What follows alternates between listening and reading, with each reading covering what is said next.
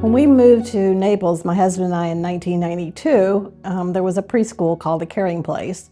It was not the best quality and was really an embarrassment to my husband. And so after a year, he asked me to step in and take over and fix the problems. The parents were loving the program. The church was growing very fast and needed to relocate to larger facilities. So the parents said, if we're moving to new facilities, could we add an elementary school? In 98, 99, we started the process of moving, looking at land and moving the church to be able to grow. And so I was on that committee that helped relocate the church and the building committee. In 99, we put shovels in the ground, and in 2000, we opened up. I had built a school before in Hollywood, Florida, the same way. We had added on to a preschool. So that was not a new concept to me, and loved doing that, and being a teacher, loving education. I had really strong ideas about the philosophy of education that I thought was appropriate. That and the parents drove the impetus to get the program started when we moved on to the Goodlet campus in 2000.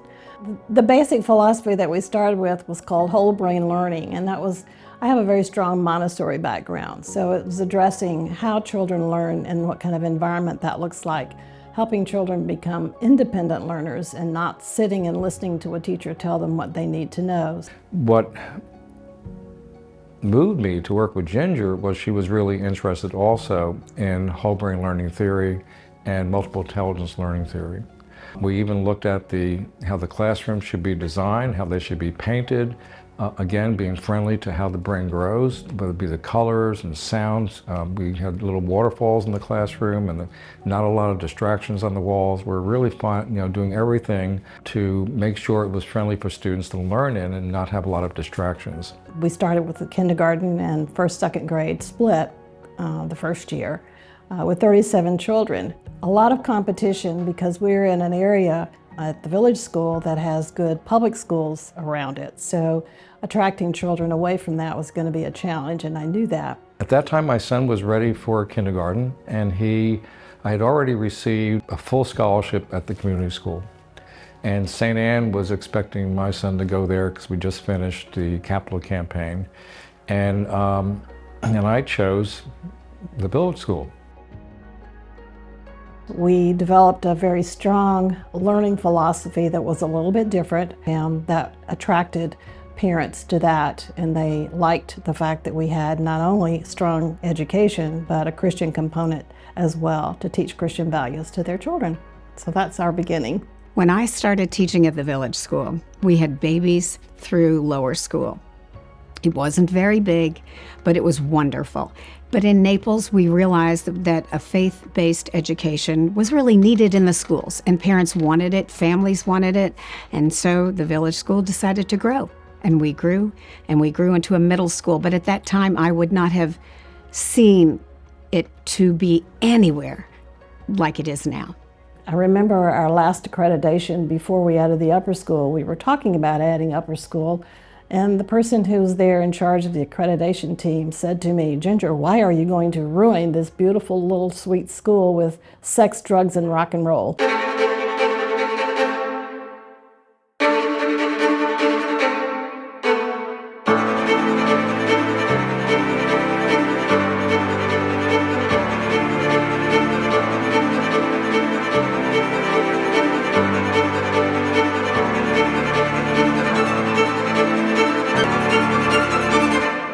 When I interviewed for this position, I knew I'd be following Ginger Souter. I was obviously, it's a big shoes to fill. And she had done so much here to create basically a school out of the grains of sand, and had such a dream for what this could become. Starting with the Caring Place that was on a wait list for years, building that into a K-2 with only 37 students, then launching a middle school, and then finally an upper school. Like, those are big moves to make within the life of an independent school, especially in a short period of time, less than 20 years. So I knew coming in that would be a challenge to take an upper school to the next level, creating the culture around a high school, because it just feels different, right? When you have older kids on campus, it just changes the whole dynamic of of the school. So I knew kind of what that would look like, but coming here, there were so many great things that were in place because of Ginger's leadership. It made it a much easier transition than my prior one. And so coming in, I spent a lot of time listening. I think you have to listen, learn, and then lead. It was exciting when Dr. Chapman came. He went out of his way when he first started at the Village School to meet with every single teacher and spend time with every single teacher to learn about them. I still have my notes.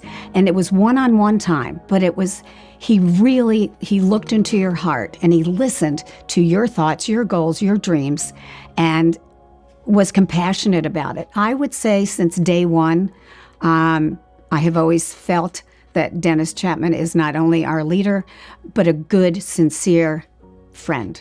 It was very clear to me the charge I received from the search committee was they wanted me to make this the premier independent school in Naples, and so that's what I've come here to do. When I arrived and when Dr. Chapman arrived, we had just over 400 students, and not too many in the high school because it hadn't been around that long. High schools typically take, in private school settings, typically take about 10 years to fully bloom. As I think about this school, as I look at other schools, schools that I've been a part of, schools that I get an opportunity to visit as part of being on the board at FCIS, I see all of it, all the pieces are together here, right? We have an amazing board and supportive board, amazing parents, a faculty and staff that truly care about their kids. Ever since we toured, I felt at peace at home, and I feel that way still, and it feels like it is like another home for me. I'm passionate to come in every day to work. I'm happy to be here. I'm happy to stay late. I'm happy to be a part of whatever I can on any level possible. I love that I have my family here with me. I can balance whatever different activities we can juggle. I can help another teacher, mentor, or whatever have you. There's so many growth opportunities that it's endless. I'm passionate about math, so that helps with our kids who might be afraid of numbers. I mean, math is not every kid's forte, so I feel like I've truly found a purpose and a home. The parents here are incredible, and they continue to support the school and the vision for where we're taking it next.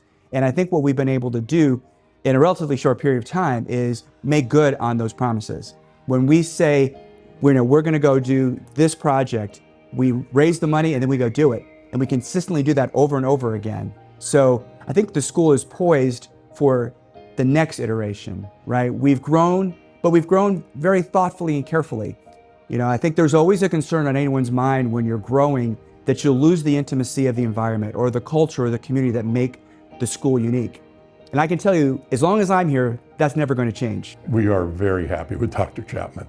Yes, he's a force to be reckoned with and a star performer, and has brought so much good to the Village School. First and foremost, this being a Christian school, that was key for us. Faith's a big part of our family. I started my career as a youth pastor, and I worked at a church school, and I was on the other side of the relationship. So I understand the dynamics that church and schools navigate together.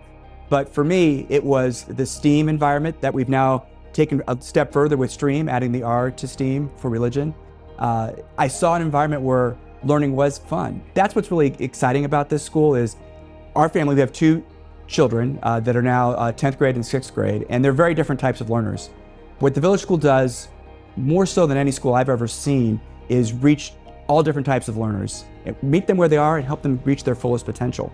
I love having the programming that we have here, all the way from early learning to, in high school, we have TLC, which is a phenomenal resource that a lot of other schools just don't offer. They don't even know that it's something that's needed in the community. We have enrichment programs for those kids who are soaring. We have such supportive staff. I could go on and on about the schools and the programs in the upper school.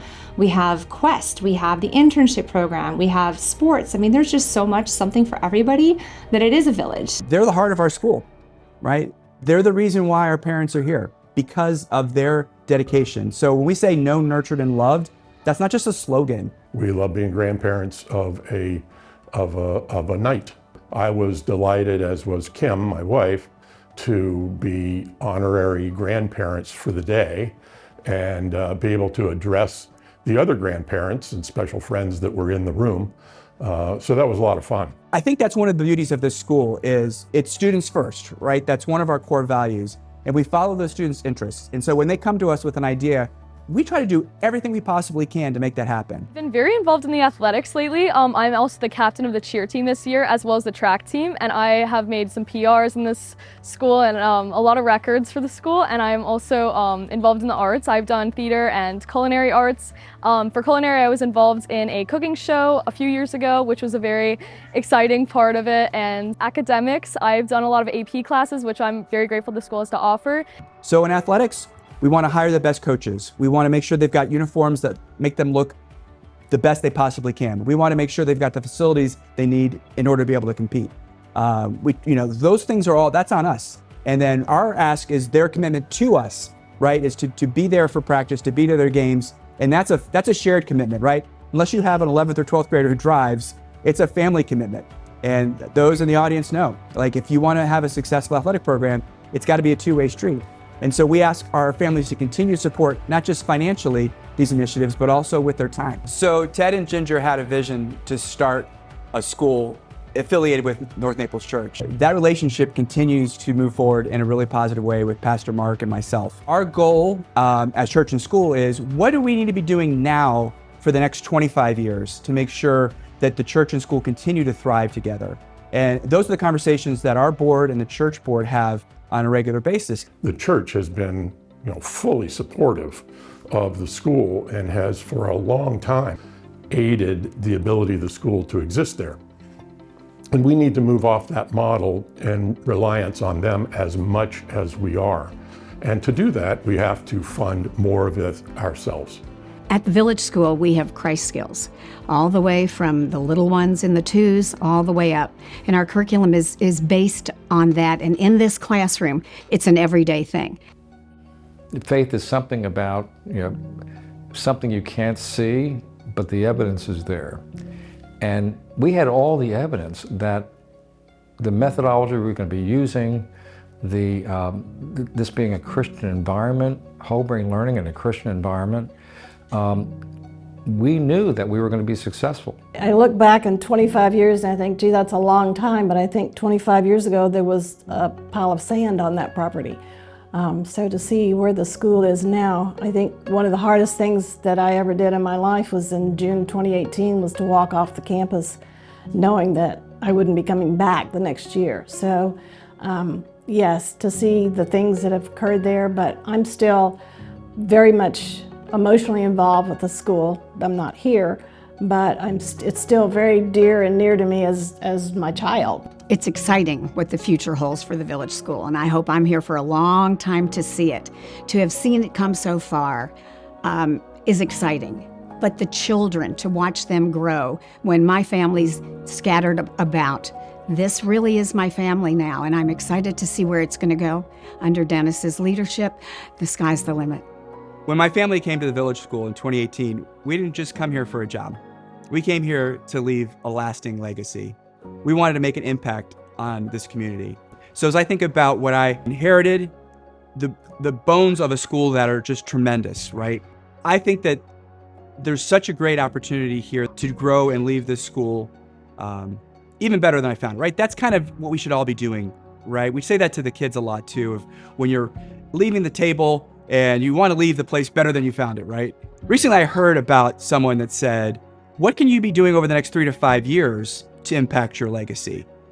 I think that's an interesting way to look at it, because sometimes when we think about legacy, we're thinking about 20 years or 30 years.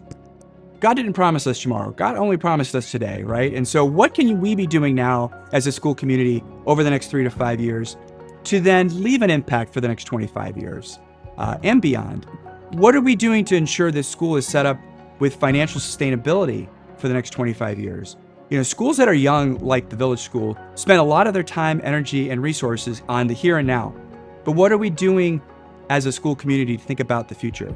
How are we growing an endowment, right? We've been very blessed this year. We have a $2 million gift from the Schoen Foundation to lead the way for endowment. But we have an opportunity to build on that and to grow on that. And we found this out the hard way during COVID.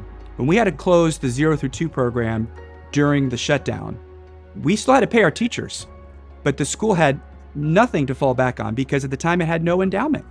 So yes, annual fund, super important, the gala, super important, but we need to be thinking beyond that as a school. Talk about leaving a legacy. What would I like to leave as a legacy? Is a significant endowment behind to ensure this school's sustainability for years to come. Not just for my kids and their kids, but their kids, right? And that's what we should be doing as a school community. If we really want to get serious about seeing this school reach its fullest potential, it starts with us, and it starts with what we're doing today. And so I'm so grateful to be here at this point in time in the school. I'm grateful for the opportunity to lead the school, and I will always be a Knight for life.